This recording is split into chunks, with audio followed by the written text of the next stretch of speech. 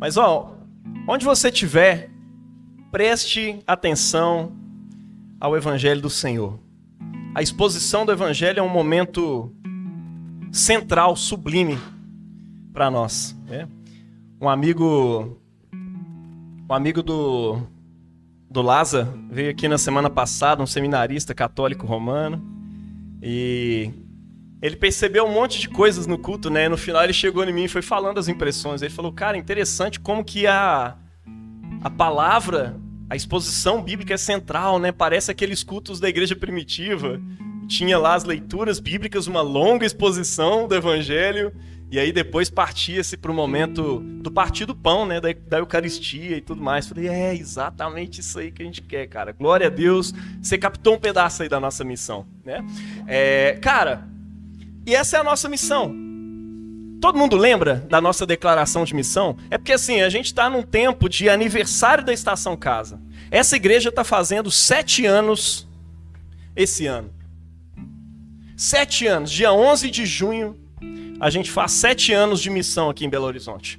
E glória a Deus, não parece, e para os que nos escutarão depois pelo Spotify, né, já fica o nosso puxão de orelha, não parece que as pessoas entenderam a visão de igreja, a visão de culto muitas vezes. Né? Logicamente, alguns nos explicam, oh, pastor, não vou poder ir no culto, não vou poder estar aí hoje por causa disso. Né?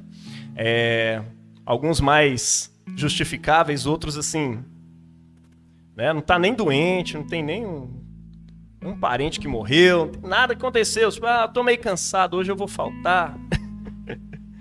Enquanto isso, vem alguns que estão assim, hiper cansados ao longo da semana e estão aí honrando o compromisso, não com a igreja, mas com Deus antes de todas as coisas. Nós temos um compromisso aqui de honrar a Deus, de adorar a Deus em comunidade todos os domingos. Né? Então, assim, não parece, mas essa igreja cresceu ao longo de 7 anos. Temos hoje 50 pessoas em volta dessa casa. E às vezes eles somem. É que eles são complicados. O pessoal dessa igreja, assim como eu, é muito complicado. Mas fica o puxão de orelha aí para quem vai ouvir online depois. E para todos que estão aqui, que de repente faltaram pra caramba e apareceram logo hoje no dia do puxão de orelha. Mas isso é importante, gente. Estar na igreja é uma coisa importante para nós. Nós dissemos isso semana passada. A teologia da união com Cristo é uma coisa muito importante para nós. Nós somos parte de um corpo. Nós estamos hoje dentro do corpo de Cristo. Nós somos o corpo de Cristo na terra. Não existe corpo fora do corpo. Não tem essa de ser igreja fora da igreja. Por problemática que seja a igreja, você precisa de igreja. Se não essa aqui, a Estação Casa, numa outra igreja na qual você esteja. Sirva a Deus em comunidade. Não se afaste da comunhão, como é costume de alguns. Já era lá no princípio, lá na igreja primitiva, de modo que o autor de Hebreus teve que exortar a igreja e hoje a gente precisa continuar exortando. E nós estamos num tempo de aniversário, meus irmãos. É tempo da gente rever a nossa missão, a nossa visão de igreja, que é o que a gente vai trabalhar hoje. E a partir da exposição dessa visão... vocês não vão pregar na Bíblia, não? Vai pregar na visão da igreja? Sim, porque a visão da igreja é Bíblia purinha. A gente pegou da Bíblia lá e anotou. Então a gente lê os textos bíblicos que embasam isso e a gente vai pregar sobre eles. É assim. Mas o que eu queria... dizer que é o mote dessa série de sermões que nós estamos nessa temporada de aniversário da estação, é olhar para as nossas declarações de visão, de missão, para os nossos valores e verificar se ao longo desses 7 anos, o que precisa ser realinhado, revisado, retrabalhado. E nós estamos aqui para fazer isso. Amém? Ouça com o coração aberto. Porque quando a gente volta a olhar a nossa visão de igreja, 2 coisas acontecem. Primeiro, a gente celebra o que Deus fez até aqui. E é necessário celebrar. Celebre as pequenas vitórias. Celebre aquilo que nós somos como igreja. É lindo ver as conversões que aconteceram aqui. Os casamentos que foram restaurados aqui. Vidas que foram restauradas aqui. Saídas da fundo do poço da depressão e que de repente começaram a servir a Deus com um novo olhar, com um novo rumo. Além de curas que aconteceram aqui, não somente curas de sentimentos, de emoções, mas curas reais, porque Deus faz isso ainda. Nós cremos como igreja Estação Casa, como uma igreja anglicana que é carismática, na atualidade dos dons espirituais. Então Deus fez coisas extraordinárias ao longo desse tempo também. Embora a nossa mensagem sempre seja: volte os seus olhos para a vida ordinária, porque é na vida ordinária que Deus vai trabalhar com você. Não queira o extraordinário todo dia, porque o extraordinário só tem esse nome porque ele é extraordinário. Quem fica atrás do extraordinário o tempo inteiro vai se deparar com a dura realidade de que não dá para ficar no extraordinário todo dia. E aí você embasa a sua fé nesse negócio aí do extraordinário, e aí você começa a perder a fé, começa a desanimar na fé. Você não vê milagre todo dia, você não fala em línguas todo dia, você não ora todo dia, e de repente... oh Deus, eu acho que o Senhor está longe. Eu acho que eu estou em pecado. Aí você entra em uma crise, tem uma relação ruim com a igreja, com religião, e aí vai para lá falar mal de igreja. Não, a igreja só me causou depressão, só me causou ansiedade. Meu irmão, esse negócio de depressão, de ansiedade está te causando aí na igreja não, viu? É a sua relação ruim com a fé. Então assim, bora viver uma relação saudável com Deus, e nós estamos aqui para expor sobre isso. Trabalhamos a nossa missão na semana passada. E a missão da igreja é praticamente sempre a mesma. Quando você vai ver as declarações de missão de igreja, né? Catedral Comunhão, nossa catedral diocesana. A missão deles é ganhar todas as pessoas para Jesus. Resumiu nessa frase. Todas as pessoas. Outras igrejas vão falar, não, fazer discípulos. Outras igrejas, eu estava vendo para ver se a gente não estava maluco. Aí fui ver em outras igrejas, amar as pessoas no testemunho do evangelho, na cidade. Falei, olha só, tudo converge para o ID, para a grande comissão mesmo, né? E a nossa é isso, né? Fazer discípulos de Jesus, não de nós mesmos. Fazer discípulos de Jesus comprometidos em amor com o ministério da reconciliação. Porque é isso que nós somos, é isso que a gente faz como igreja. Reconciliar o mundo com Deus. Somos um povo de sacerdote. Amém? Bom, outra coisa. Hoje nós vamos trabalhar a nossa visão, né? E a nossa visão de igreja tá aí, né? Ser uma igreja. Primeiro, né? Ser uma igreja. Porque a visão fala muito do futuro, né? Ser uma igreja belo-horizontina, ortodoxa, né? Fiel à palavra de Deus, é isso que significa ortodoxa. E pós-moderna, ou seja, uma igreja do nosso tempo, não é a igreja do século XX nem do século XIX. Nós somos do século XXI. Política social e culturalmente impactante através do testemunho do evangelho em toda a região metropolitana de BH, porque é aqui que é o nosso campo missionário. Sim, isso aqui é uma missão, isso aqui é uma base missionária. Amém? E a gente faz isso em cooperação com os nossos irmãos pentecostais, a igreja do meu tio aqui atrás, Templo Central da Assembleia de Deus. Me ligou essa semana, fiquei tão feliz, me senti gente. Me ligou essa semana, Juninho, você fez aniversário, né? Eu tô ligando pra te dar os parabéns. Eu falei, cara, que isso, mano? Pastor do Templo Central da Assembleia de Deus estava me dando feliz aniversário essa semana. Eu falei, Deus, glória a ti, tu és bom. Que maravilha. E porque é meu tio também, né? Mais importante. Mas assim, esse ano ele me deu um feliz aniversário. Mas, gente, olha que massa. Nós fazemos isso em cooperação com nossos irmãos da Lagoinha. Que muitos de vocês vêm pra cá meter o pau e falar mal, né? Faça isso quando você estiver fazendo metade do que a Lagoinha estiver fazendo. Não faça isso. Nós somos gratos às igrejas da onde nós saímos. Porque foi lá que a gente ouviu o evangelho, foi lá que a gente aprendeu a incondicionalidade de Jesus. E é prática da nossa igreja, e é disciplina espiritual nossa nunca falar mal das nossas igrejas anteriores. Isso não significa que a gente não vá criticar aqui práticas erradas. Logicamente, tomando cuidado de não citar nomes, mas a gente critica aquilo que é errado, numa visão de evangelho problemática, sem dúvida. Mas a gente não fala mal dessas igrejas, porque são nossas irmãs. E outra coisa, a gente também é pecador, é vacalhado, a gente também é cheio de pecado, por isso que a gente está voltando na nossa visão, para a gente entender como é que ela é, para a gente se realinhar. Porque a gente não faz tudo perfeitamente ao longo do tempo, certo? Massa! Mas por que essa aí é a nossa visão, afinal de contas, né? Pode pôr ela aí de novo. Ser uma igreja belo-horizontina, ortodoxa, pós-moderna, política e socialmente e culturalmente impactante, através do testemunho do evangelho em BH. Por que isso é visão, afinal de contas, né? Gente, visão é um norte, tá? É sobre quem a gente quer ser e que a gente já interpreta no agora, né? A gente já é essa igreja no agora, é isso que a gente quer ser. E o pastor dessa igreja se inspira em igrejas de todos os tipos, mas que respiram boa teologia, boa arte, música, cultura, cidade, respira cidade.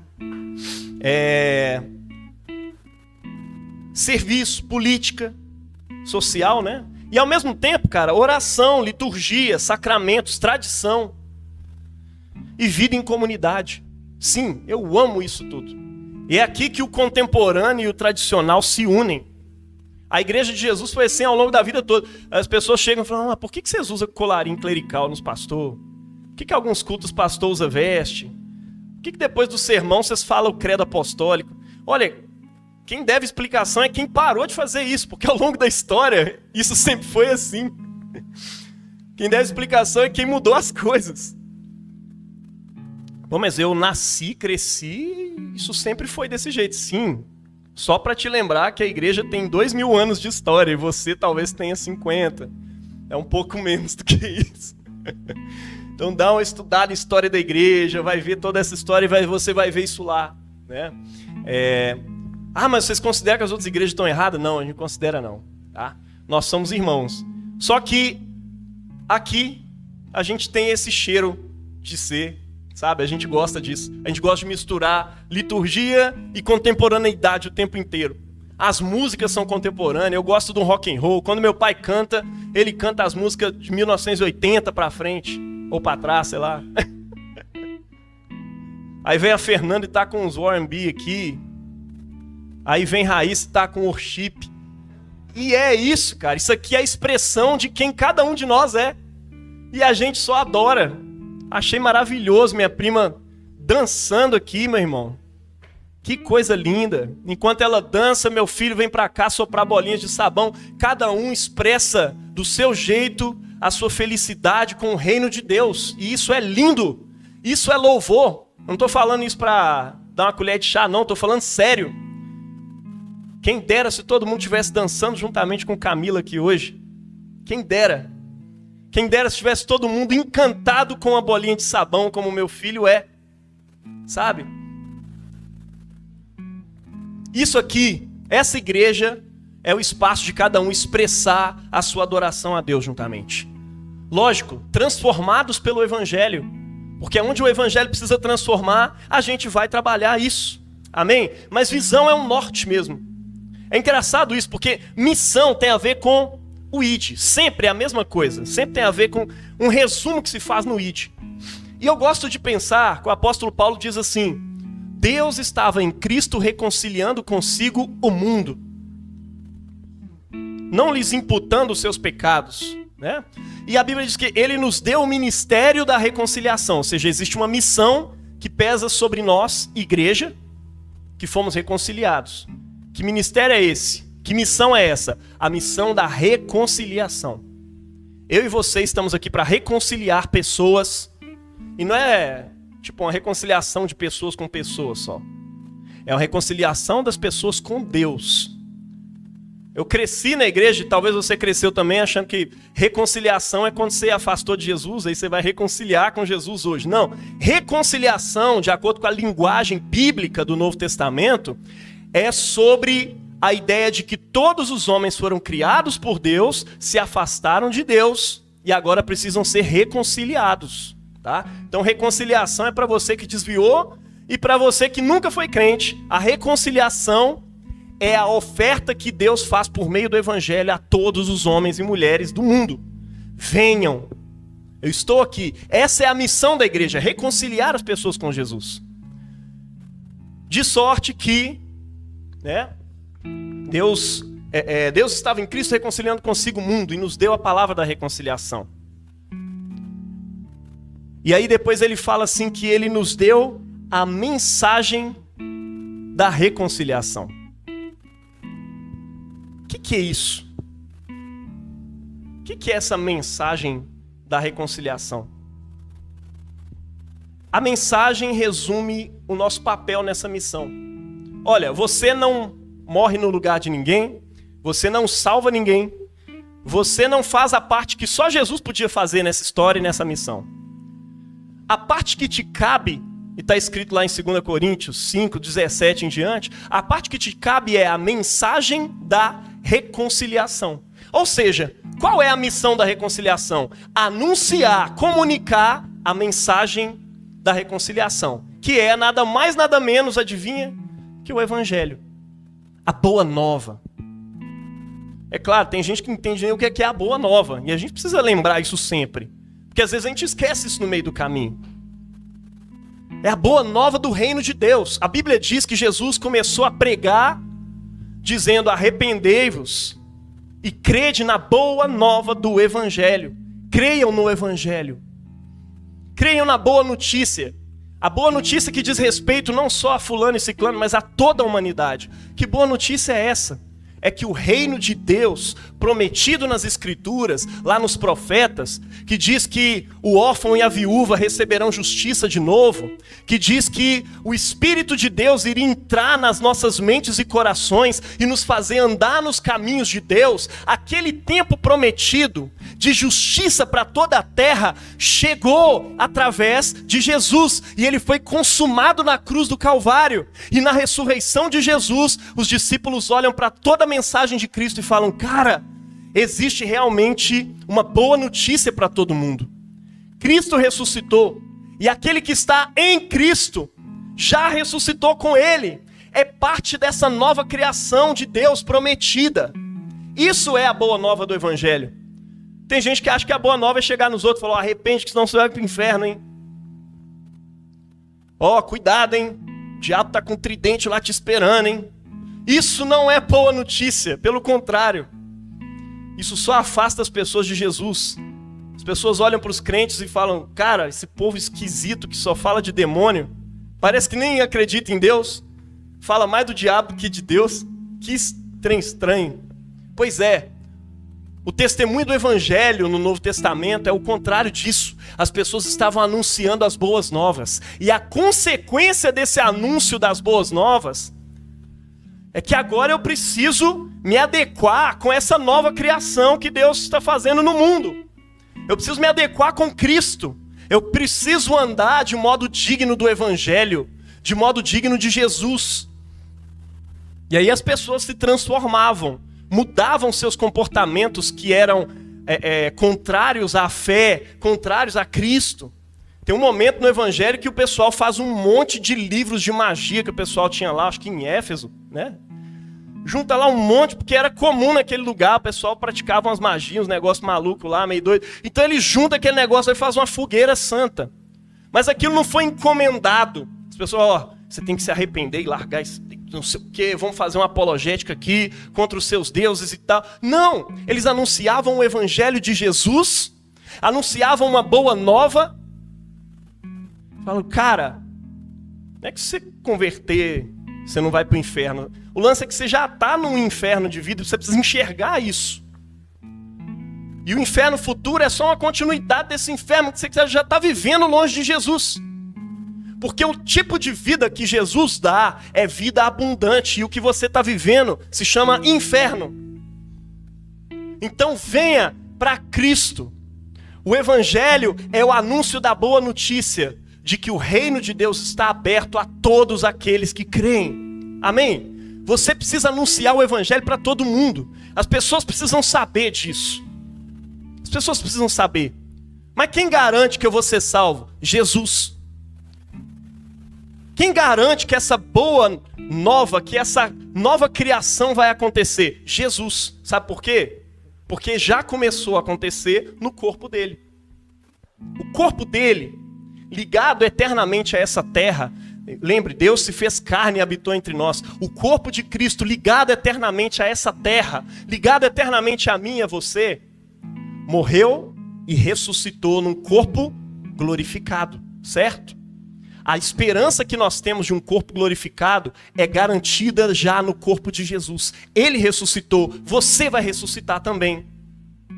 E de acordo com o livro de Romanos, em breve esse mundo todo vai ressuscitar.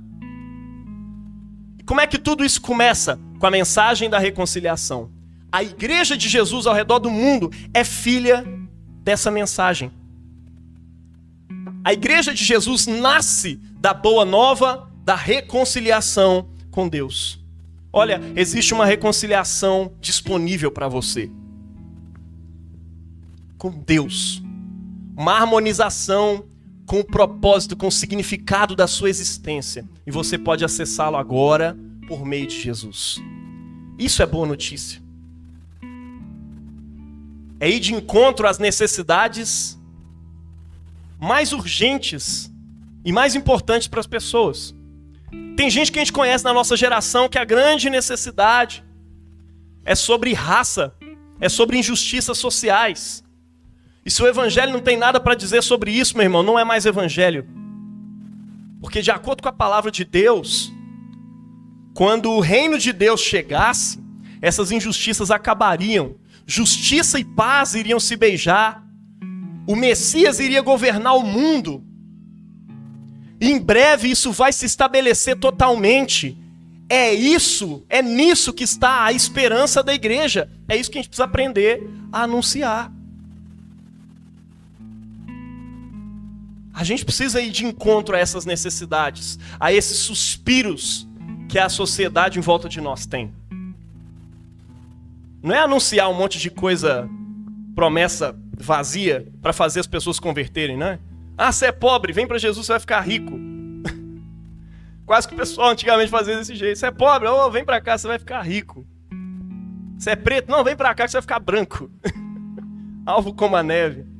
Então, vem para cá porque quando você voltar para Jesus, você vai ser assim, assado. Não, peraí, as perseguições continuam. As condições de vida continuam. Mas você recebe a riqueza das riquezas. Aquela riqueza pela qual a sua alma ansiou ao longo da sua vida toda. Aquela segurança que a riqueza traz para o coração de quem é desesperado pelo dinheiro. É aí que está o gancho do evangelho. A pessoa é viciada em ganhar dinheiro.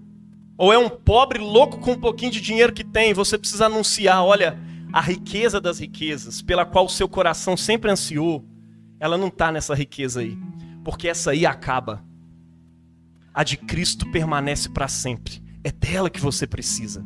É aí que está o gancho. O gancho da justiça social. Veja, o nosso próprio mestre nos ensinou. Ele chegou para um monte de gente invocada com as injustiças que aconteciam, porque Roma oprimia o povo de Israel e várias outras etnias. Com impostos pesados, com imposições, tocava o Império Romano, tacava soldado lá para poder ficar vigiando. Era uma ditadura. E sabe como é que Jesus respondeu isso? Gente, bem-aventurados aqueles que têm fome e sede de justiça. Sabe por quê? Porque serão fartos. Isso é boa nova do reino de Deus. É você anunciar para quem é desesperado pela justiça social, olha, que bom que você é desesperado por justiça, porque Jesus também é. Em breve a justiça vai se estabelecer no céu e na terra. Bora estabelecer isso junto com Jesus, bora rasgar nossas agendas e seguir o plano do mestre, porque é ele que criou tudo e ele sabe restaurar tudo. O evangelho é sobre isso. A mensagem da reconciliação é uma semente que cai no coração das pessoas e floresce para a vida eterna. Em breve essa vida eterna vai se concretizar e acontecer. Então a missão, meu irmão, se resume no ID. A visão de igreja, ela fala um pouco sobre quem nós somos. A missão é sobre anunciar, é sobre comunicar. A visão é sobre quem está comunicando. Quem está anunciando e a quem nós estamos anunciando e comunicando. E aí que pesa todo o sermão dessa manhã. A missão é a palavra da reconciliação, é basicamente comunicação. O pessoal do Ministério da Comunicação aí, da igreja, sabe o que é comunicar. E eu queria ler para vocês uma coisa desse primeiro santo que está ali à esquerda. Ali, ó. Santo, eu tô zoando, para quem acha tá desesperado aí. Todos nós somos santos em Cristo Jesus, por isso que a gente botou uma auréola em um monte de cabeça aí. Católico entra aqui e fica louco. Nossa, velho, tacando a auréola aí em gente que nem é santo. Então, Francis Schaeffer, um homem de Deus, dos anos 50 principalmente ali, começou a despontar, anunciando o evangelho entre a galera universitária, fazendo uma comunicação entre a galera, as mentes pensantes daquele tempo. Olha o que ele diz, né? No seu livro A Morte da Razão. Se alguém vai passar uma longa temporada no exterior, é de se esperar que ele aprenda a língua do país a que se destina. Não tem muita coisa, tem muito segredo, né? Minha tia foi há uns 24 anos atrás. Minha cabeça é muito boa de matemática, né? É só porque ela foi em 2000 que eu lembro. Mas foi uns 24 anos atrás, ela foi lá para os Estados Unidos, né? E eu tenho certeza que tiveram barreiras comunicacionais, porque mais do que conhecer a língua inglesa, que o povo lá nos Estados Unidos fala, ela precisava conhecer assim, a forma de pensamento e como que se usava essa língua. Não é simplesmente traduzir as expressões daqui para lá.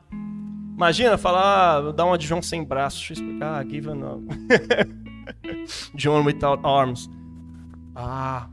Entendi nada. Porque ninguém vai entender porque é uma expressão daqui, né? É uma coisa cultural. Comunicar não é traduzir. Traduzir é uma coisa, comunicar é outra. Quando você vai conhecer uma língua nova, uma cultura nova, mais do que aprender a traduzir coisas, você precisa aprender o jeito deles de pensar, você precisa entender a cultura daquela galera para que você consiga comunicar alguma coisa, certo? Não é assim? É impossível só traduzir coisas. Por isso que o trabalho de tradução bíblica, meu irmão, não é um negócio simples. Aí você fica assim, não, tem tanto tradutor no mundo, por que a Bíblia ainda não chegou na etnia tal e alguém não foi lá e traduziu? É porque não é só pegar ali do português e transliterar pro Ubuntu, enfim, o tanto de língua que existe aí já. Você lembra um monte, aí na hora que você vai falar, você esquece todas. Tupi, pro Guarani, aquela coisa do... Não funciona assim não, irmão. Você precisa entrar naquela cultura, entender como é que são os processos, porque senão você vai arrumar um problema seríssimo, tanto com a Bíblia quanto com aquela cultura. Eles vão entender Deus errado, né? Então, o trabalho do Evangelho é um trabalho de comunicação. Ele te deu a missão da reconciliação, que se resume na mensagem, na comunicação da reconciliação. Missão é o id. Visão é o identidade. É a identidade do id. É a identidade de quem está indo. Ela determina também nossas estratégias. Quer ver? Desde o Novo Testamento era assim. O apóstolo que pregou para os judeus era um cara judeu, nascido lá na Judéia, na província da Judéia, que era o apóstolo Pedro. E os demais apóstolos, tudo judeu, pregando para judeus. E uma igreja judaica começa a surgir ali. Mas quando Deus quer levantar um apóstolo para os gentios, que era gente que não era judia, não conhecia os costumes judaicos, conhecia nada disso, sabe o que ele faz? Ele levanta um cara que, apesar de judeu, ele era um cidadão romano também. Nasceu em Tarso. E ele tinha todo o conhecimento da cultura judaica, mas ele tinha o conhecimento da cultura grega também. Ele entendia como é que aquele povo pensava. Mas não era cidadão romano? Sim, cidadão romano, mas o Império Romano ele se estabeleceu em cima do que antes foi o Império Grego. Então o jeito de pensar, o jeito de falar era tudo grego mesmo. Então o apóstolo Paulo transitava, ele conhecia essa filosofia, ele tinha uma cultura aprofundada ali naquele povo. E sabia pregar para eles. Só que ele tinha um detalhe, ele era anticristão. E ele matava os cristãos. Até um dia que Deus pega ele na curva e joga ele no chão. Tem gente que fala que ele caiu do cavalo, mas não tem cavalo nenhum na história. Mas ele caiu no chão. Teve uma visão que, enfim, cegou os olhos dele. E Deus falou... Ele pergunta, Paulo, por que você me persegue? E Paulo fala, mas quem tu é? Paulo era mineiro. Uai, mas quem é você? E aí, Jesus fala com ele, eu sou Jesus a quem você persegue. Veja, Paulo nunca tinha visto Jesus pessoalmente. Nunca tinha batido em Jesus, nunca tinha prendido Jesus. Como assim eu sou Jesus a quem persegues? Mas Paulo entendeu. Quando ele tocava na igreja, quando ele prendia os cristãos, ele estava tocando em Jesus. Ele estava prendendo Jesus. Ele estava afligindo e perseguindo Jesus. Sabe por quê? Porque a igreja é o corpo de Jesus. Mexeu com você, mexeu com Jesus. E mexeu com Jesus, mexeu com você. Tá entendendo? Tá lascado. Essa é a visão. Porque nós somos um com Ele. Essa é a mensagem do Evangelho. É isso que o Novo Testamento nos ensina sobre a nossa unidade com Ele. Então Deus chama aquele cara ali, versado entre os gentios. E olha a estratégia, né? O irmão André leu aqui pra gente hoje. Paulo diz isso, né? Sendo livre para com todos, fiz-me servo de todos para ganhar ainda mais. Fiz-me judeu para com os judeus, para ganhar os judeus. Para os que estão debaixo da lei, como se eu estivesse debaixo da lei. Para ganhar os que estão debaixo da lei. Para os que estão sem lei, como se eu estivesse sem lei. Não estando, contudo, sem lei, logicamente. Eu não estou sem lei para com Deus, mas debaixo da lei de Cristo. Mas eu estou ali para ganhar os que estão sem lei. Fiz-me fraco para com os fracos, para ganhar os fracos. Fiz-me tudo para com todos, para por todos os meios salvar alguns. Eu faço isso por causa do Evangelho. Lembra disso, meu irmão? Ele faz essa manobra toda por causa da boa nova do reino de Deus. É isso que eu e você como igreja precisamos fazer. Essa é a nossa visão de igreja. Por que uma igreja belo-horizontina? Porque nós somos belo-horizontinos. E a gente fala com essa cultura. A gente fala com esse povo. E é por isso que a gente tem que comunicar desse jeito. Tá entendendo? Eu faço tudo isso por causa do Evangelho. Conheça a sua cultura, meu irmão. Você que nasceu aqui em BH, ou na região metropolitana, conheça bem a cultura da qual você faz parte. Visita os museus. Visita as coisas que tem aqui nessa cidade. Os pontos turísticos. Tem estratégias imensas para você encontrar pessoas que passam por aqui. Tem aplicativos na internet para você oferecer sua casa, né, para ser uma pousada. Olha só, você faz parte de uma igreja que chama Estação Casa, irmão. Né? Tem como você oferecer sua casa para ser pousada para quem visita BH. E você aproveita essas oportunidades para anunciar o Evangelho para essas pessoas. E mostrar como é que são os pontos turísticos da cidade, qual é a expressão da glória de Deus que existe aqui. Afinal de contas, a arte é uma expressão da glória de Deus, a cultura é uma expressão da glória de Deus. A gente vai chegar lá. Mas enfim, Paulo faz tudo isso, toda essa manobra, por causa do Evangelho, a fim de que eu também seja participante dele. Você quer ser participante do Evangelho, irmão? Parar de ser só um evangélico? Porque assim, ser evangélico não significa que você está no Evangelho. Significa só que você tem o seu nome num hall de membros. Não garante nada. O que você precisa é fazer parte, ser participante do Evangelho. Veja, Paulo não muda a mensagem, ele muda a comunicação dependendo de quem ele fala. Ele atualiza a mensagem. A igreja é filha dessa mensagem. Estabelecer, olha a estratégia do apóstolo Paulo, né? Ele vai pregando, ele prega em Éfeso, prega em tudo quanto é canto, né? Na Macedônia, Filipos, vai para Corinto e vai para tudo quanto é lugar. Aonde ele vai passando, depois ele volta consolidando esse pessoal. E sabe o que ele faz? Estabelece presbíteros daquela comunidade para poder cuidar daquela comunidade. Ele não ficava pegando gente lá em Jerusalém, envia alguém para cuidar dessa igreja, que não fazia sentido. Ele precisava de gente que falava a língua daquele pessoal, que respirava a cultura daquele lugar, para que eles pudessem dar continuidade à plantação da igreja ali. Tá entendendo? Eu sou belo-horizontino, nasci no Barreiro, sei até onde eu nasci. Fui batizado no Maria Helena, pelo pastor Roberto de Araújo. Enfim, esse sou eu. Sou de BH, meu irmão. Amo BH radicalmente. Eu não quero sair de BH, a não ser que Deus fale muito claro, muito sério comigo. E ainda assim a gente ainda vai discutir um pouco. Deus, tem certeza mesmo? Por quê? Porque nós somos de BH. Nós é BH. E ele estabelece presbíteros de dentro. Presbítero significa anciãos. Pessoas que dão conta de continuar a mensagem, a tradição que foi passada. Da cidade, do povo, da cultura. No fundo, gente, a gente está só resgatando uma velha visão de igreja. De ser igreja da cidade, da cultura, da história, mas ao mesmo tempo católica.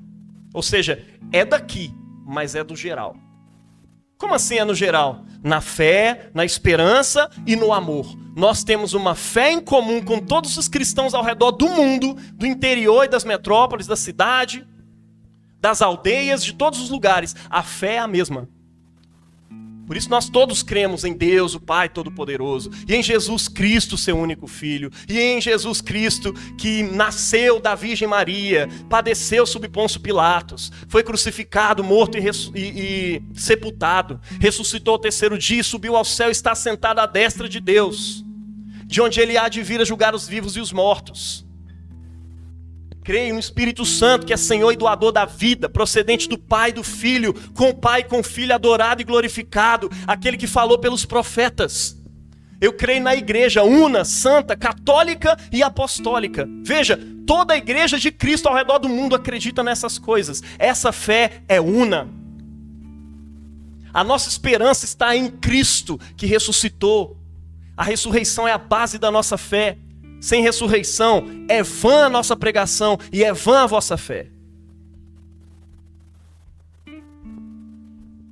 E o amor de Deus, que todos nós temos em comum, em todos esses lugares, nós estamos lá para servir a humanidade, para amar e para morrer pelo povo, para amar e morrer e mostrar a grandeza do amor de Deus pelas pessoas. Está entendendo?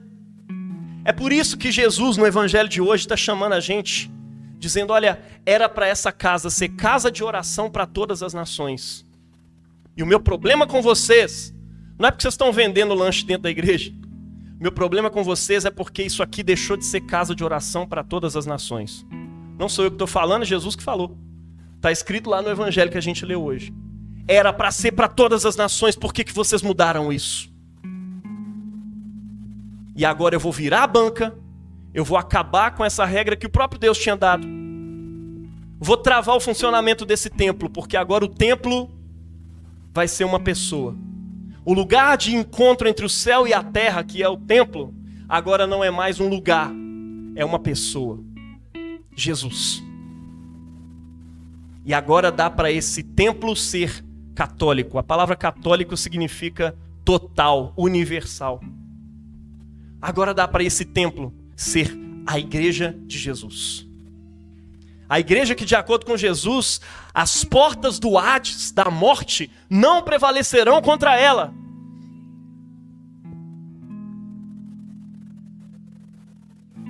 Ele estabeleceu a sua igreja sobre uma fé. E que fé é essa? Que pedra é essa, né? Sobre essa pedra edificarei a minha igreja. É Pedro, Jaime? Não, pelo amor de Deus, irmão. É a afirmação que Pedro faz ali. Tu és o Cristo, tu és o Messias, o Filho do Deus vivo. Vocês creem no Messias? Vocês creem que Jesus é o Messias, Filho de Deus, que veio para salvar a humanidade? Você é a igreja. Sobre essa pedra estabelecerei a minha igreja, e as portas do Hades não prevalecerão contra ela. Ou seja, as ameaças de morte do Império Romano, as investidas de Satanás para destruí-la, não vão prevalecer contra ela. É sobre isso que é a igreja de Jesus. Então, não se esqueça da nossa visão, tá? Somos, pode pôr aí de novo, uma igreja. Antes de tudo, a Estação Casa é uma igreja. Isso aqui não é um clubinho de amigos. Tem um propósito muito maior do que a amizade que a gente tem aqui. Embora a nossa amizade seja muito importante, isso aqui não é um clubinho. Tem gente que se apropria da igreja de modos completamente bizarros, né? Então a república e tal, eu contribuo, né, para ajudar ali os irmãos, para a gente servir na obra. E quando a igreja tiver dinheiro suficiente para poder se manter, você vai parar de dizimar e ofertar porque perdeu o sentido para isso? Não. Nós ofertamos e dizimamos aqui como adoração a Deus, porque a gente crê que a nossa renda glorifica ao Senhor. Nós temos uma missão maior do que simplesmente manter esse templo. Há pessoas que precisam ser mantidas, há pessoas que precisam ser abençoadas através desse dinheiro. A missão a ser feita. Isso aqui não é um clubinho, não é uma república. Não é um comitê político, não é um DA. A gente não fica tomando, isso aqui tem que ser tudo horizontal. Vamos decidir como é que a gente vai pregar o evangelho. A gente vai crer no evangelho mesmo, do jeito que é pregado na Bíblia, ou a gente pode mudar alguma coisa. Não funciona assim. A decisão aqui veio de Jesus, tá? E a gente não tem que dar satisfação nenhuma para o progressismo global e muito menos para o conservadorismo. A gente não está aqui para poder ticar as agendas que colocam para nós. Você é conservador, você tem que fazer isso, hein? Você é progressista, você tinha que fazer assim. Não, eu sou de Jesus. E a mensagem da reconciliação, por hora ela vai parecer muito com a mensagem progressista. E por hora ela vai parecer muito com a mensagem conservadora. Faz parte. É porque a verdade não pertence a nenhum desses polos. A verdade pertence a Cristo.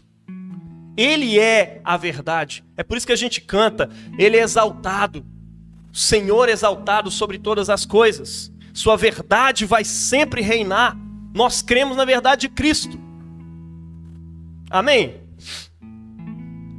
A gente não dá satisfação para nada disso, a gente dá satisfação para Cristo. A nossa preocupação ao falar em nossas redes ou ao pregar contra o racismo, por exemplo, não é dar uma satisfação para o progressismo global, não é dar uma satisfação para fulano e ciclano, não. E não é também a preocupação, a gente vai fazer isso ou não vai? É porque assim, vai parecer que você é liberal, vai parecer que você é progressista. Meu irmão, tô assim, nem aí para isso. Eu tô preocupado com Cristo. A palavra de Cristo me diz que a imagem de Deus está em todas as pessoas. E quando essa imagem é subvertida, subjugada, eu preciso, de acordo com os profetas, levantar a voz em favor do oprimido. E se eu não estiver fazendo isso, eu não estou sendo cristão. Eu preciso levantar sim a voz em prol de quem é oprimido na minha nação, na minha região. Sim, a igreja deveria ser a primeira a se levantar contra a opressão do pobre, contra o fato de que o analfabetismo, a mortalidade infantil e mais um monte de coisa ruim e desigualdades diversas recaem principalmente sobre a população preta e pobre do Brasil. A igreja deveria fazer essa proclamação, essa reclamação. A gente deveria anteceder todos os partidos políticos que usam isso, inclusive como bandeira para se eleger, e depois que se elegem não fazem nada pelo preto, pelo pobre, pelo favelado, faz nada por ninguém. A igreja deveria estar fazendo, você está entendendo? Nós deveríamos estar lá. Isso aqui não é seu rolezinho de final de semana, para suprir aí sua expectativa. Você não consome igreja. Você é igreja em Cristo Jesus. Nós somos, pelo contrário, uma das expressões local e temporária da Igreja Una, Santa, Católica e Apostólica de Jesus, estabelecida sobre a fé no Messias. Nós somos filhos da ressurreição, filhos da mensagem da reconciliação. Nós somos cidadãos de uma cultura, de uma moral e de valores infinitamente mais elevados e belos do que os daqui de baixo. Por mais belos que eles possam ser, eles não chegam perto dos valores do reino de Deus. Amém? Nós somos o corpo de Cristo aqui na terra. Então, antes de tudo, somos igreja. E depois, somos Belo Horizontino. Nós é BH, Zé. Entendeu? Nossa cultura respira artes plásticas, música, teatro, dança, literatura. Aqui é a cidade do Clube da Esquina, irmão. Aqui é a cidade do Milton Nascimento, do Loborges, do Toninho Horta, do Sepultura. Tem que lembrar também. Aqui tem uma cena musical muito rica, velho, muito diversa, né? A gente tem uma cena punk, uma cena heavy metal, uma cena pop das antigas. O Brasil todo conhece o Skank, Jota Quest, não é? Isso é BH. O Brasil todo conhece o duelo de MCs que acontece aqui na porta da igreja, irmão. Véi, BH é nós. Inclusive, um dos campeões desse negócio faz parte da nossa igreja lá no Espírito Santo. Estão junto lá, né? Junto nesses rolês. Tá lá pregando na nossa igreja, César MC. Gravou álbuns maravilhosos recentemente. Coisa linda. Tá lá, é da nossa igreja, inclusive 90, que tá sempre aí nos duelos de MCs. Crente, dando testemunho do evangelho lá. Salgando a cultura pelo testemunho do evangelho. Tá entendendo? Mas como é que ele faz isso? Faz rimando. Ele rima sobre problemas sociais. Ele rima sobre moral. Ele rima sobre um monte de coisas. Sem meter palavrão e sem ofender a moral, a pessoal dos outros. E as pessoas ficam assim, cara, como é que pode ser um bom rapper sem esculachar a vida dos outros? Sem falar coisas que destroem a imagem do outro? Pois é, isso é um testemunho do evangelho. O Brasil vem para BH pro duelo de MCs, irmão. O mundo todo conhece uma banda que a gente exportou aí chamada Sepultura. Nem sempre nós temos as melhores referências. Talvez eles não estão lá pregando o evangelho. Mas estão fazendo uma boa arte na área que eles estão trabalhando, né? Quem gosta de Sepultura vai saber isso. Fazem uma boa arte. Tá se avacalhando ao longo do tempo, mas faz uma boa arte.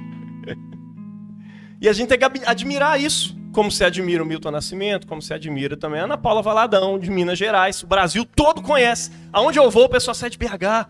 A segunda pergunta, você conhece a Ana Paula Valadão? Sempre assim. Eu faço questão, a gente canta diante do trono aqui, porque é lindo. Que composições maravilhosas, irmão. Principalmente as primeiras lá, dos primeiros álbuns, né? Gente, BH é a cidade dos bares. Quando adolescente, cara, eu passava nas portas dos bares, quando eu tava voltando do trabalho, no ônibus. Eu via o pessoal tomando cerveja lá, sentado lá, conversando e trocando ideias e tal. E, sabe, eu não olhava para aquilo com aquele olhar de dó, de pena ou de raiva. Eu via aquilo como parte da cultura mineira, belo-horizontina. Eu achava lindo. Eu falei, gente, por que a igreja perdeu esse negócio? Que momento que a igreja perdeu esse negócio aqui? Eu não via com um sentimento negativo, não, irmão. A gente tem um circuito de museus incrível aqui, né, nas proximidades. Você conhece o Museu de Artes e Ofícios? Você conhece o Museu da Moda? Cara, tem uns trem aqui, velho, aqui, na Praça da Estação. Você tem que conhecer esses rolês. A gente tem universidades incríveis aqui dentro de BH. Referências nacionais, né? O FMG, PUC Minas, UniBH, Faculdade de Ciências Médicas, está tudo aí. A gente tem favelas com uma produção cultural incrível. Vai conhecer a Serra para você ver. Você gosta, né, Bia?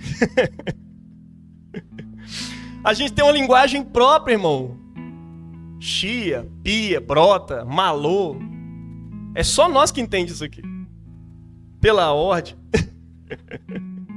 E não dá para ser igreja dessa cidade sem conhecer e sem se relacionar com toda essa expressão brasileira da glória de Deus, irmão. Tudo isso é expressão da glória de Deus na nossa cultura. De acordo com o Evangelho e com o Novo Testamento, né? No final dos tempos, Jesus vai receber a riqueza das nações. Os navios de Tarsis vão trazer as riquezas das nações para Cristo e tal. E ele vai receber como Messias glorioso. E você acha que a riqueza das nações ali é dinheiro? Viaja não, Jesus não está nem precisando de dinheiro. A riqueza das nações é toda essa cultura, meu irmão. Tem uma cena de capoeira incrível, poderosa aqui. Vai cá um cara importante, é o Taxinha, que está aqui, baterista aqui dessa igreja. liderou nosso louvor aqui durante muito tempo, dançou música, dançou um worship com capoeira aqui, mano. Essa é a coisa mais pós-moderna que eu conheço. Maravilhoso. Então como é que a gente comunica com essa cidade? Longe dos bares, longe dos museus, longe das favelas, longe dos espaços culturais, pelo amor de Deus. Não dá. A igreja neotestamentária, meu irmão, não é um disco voador, alienado da cultura e da sociedade. Ela se relaciona, claro, sem perder a sua identidade. Se relaciona de modo santo. Para além disso, a gente reconhece o lugar dos nossos irmãos na fé, né?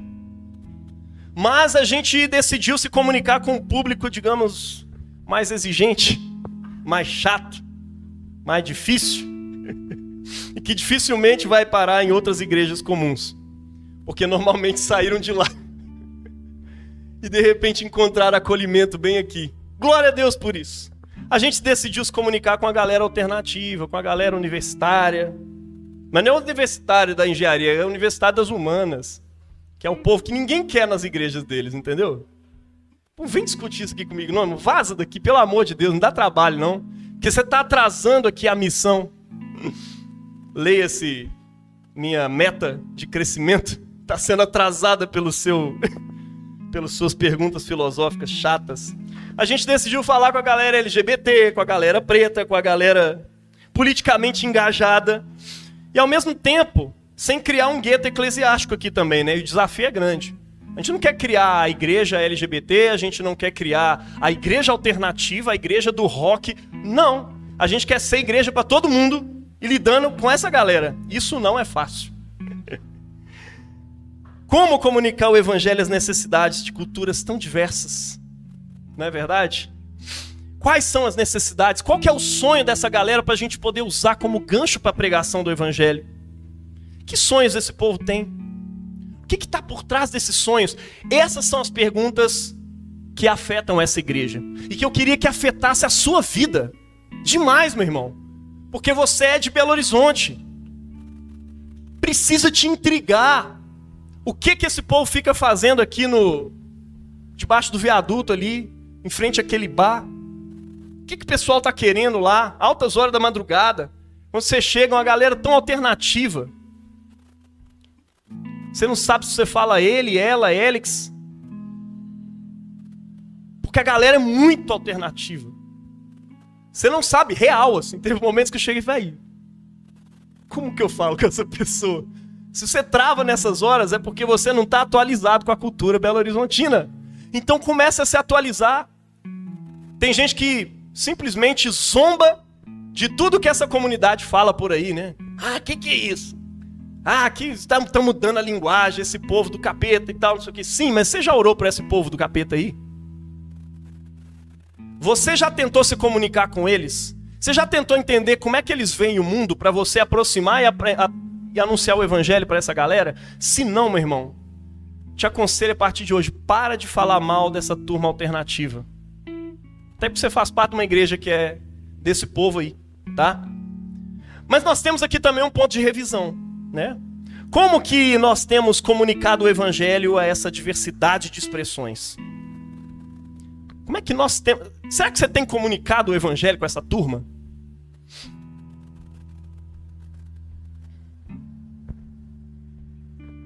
A gente precisa se realinhar urgente com esse ponto, ou nós vamos ser só uma igreja de sonho, de papel, que botou isso num papel, tem críticos sobre tudo, mas não tem vida nenhuma, não prega para essa galera, não anuncia o evangelho. A Estação Casa tem um potencial único de comunicar.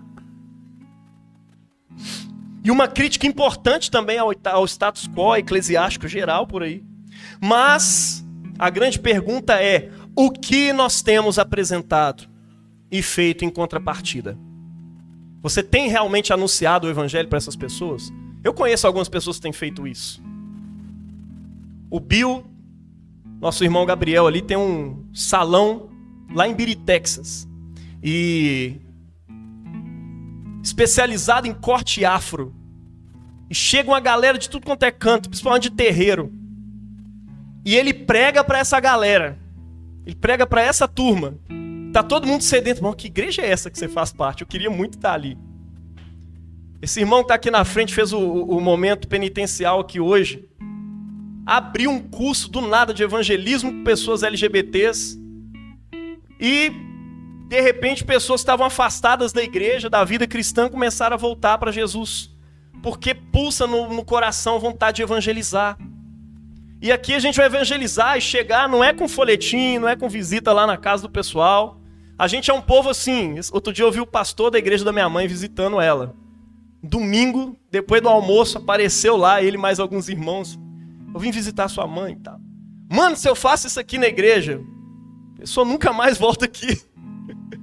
Mas porque são culturas diferentes. Estão comunicando para gerações diferentes.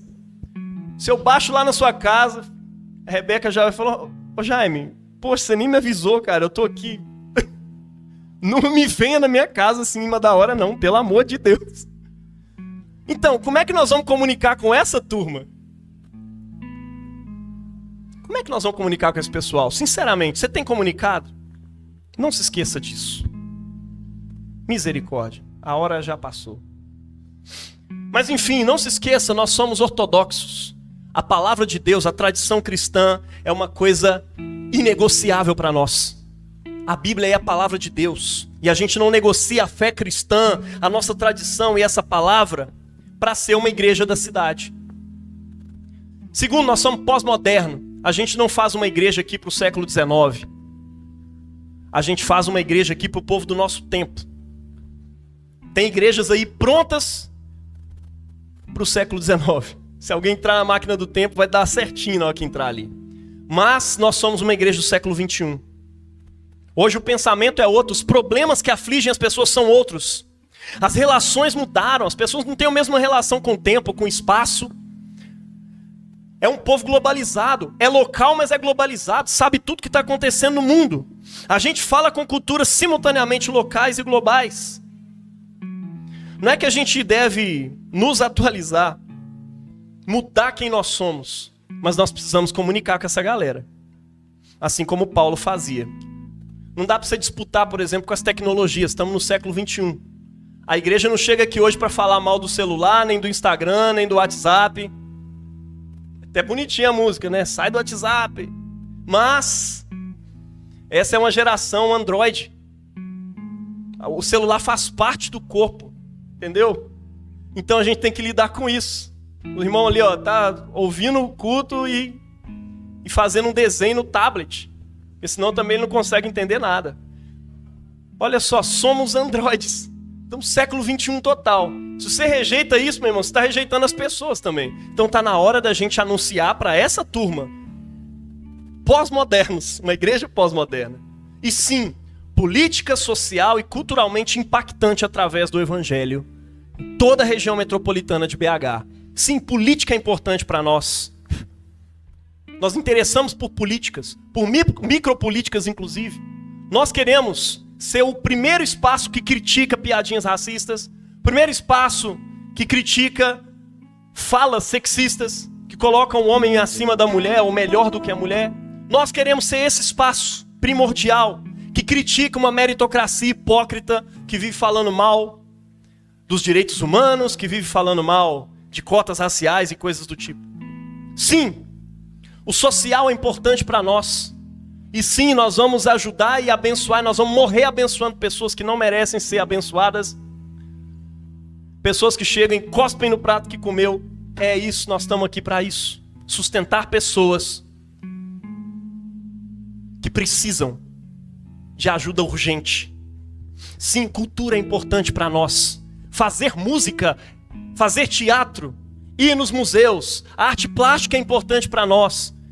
Ah, sim, desde que ela seja evangelística. Não, para nós não precisa dessa justificativa. A arte em si glorifica a Deus. Até porque, se você faz música só falando de Jesus, evangelismo e coisas desse tipo, você está deixando um monte de outras áreas da vida e outros temas que deveriam estar na música ficar com Ivete Sangalo, Lucas Luco e MC Kevinho e coisas desse tipo. Tá entendendo? Quem é que vai influenciar a cidade a respeito do assunto de relacionamentos, por exemplo? Imagina lá Lucas Luco, né? Ser casado é bom, mas ser solteiro é muito melhor. Não, meu irmão. Nós temos que entrar ali também e trazer uma visão cristã sobre relacionamento, sobre vida, sobre sofrência, sabe? Contra políticas injustas, relações sociais injustas. Nós precisamos criticar a estrutura social injusta na sociedade. Tá entendendo? Nós precisamos ser os primeiros que vão criticar essas coisas. Sim, tudo isso no testemunho do Evangelho na nossa cidade. É para isso que nós estamos aqui, para testemunhar o Evangelho de Jesus. Convido você a se levantar nesse momento, vamos orar.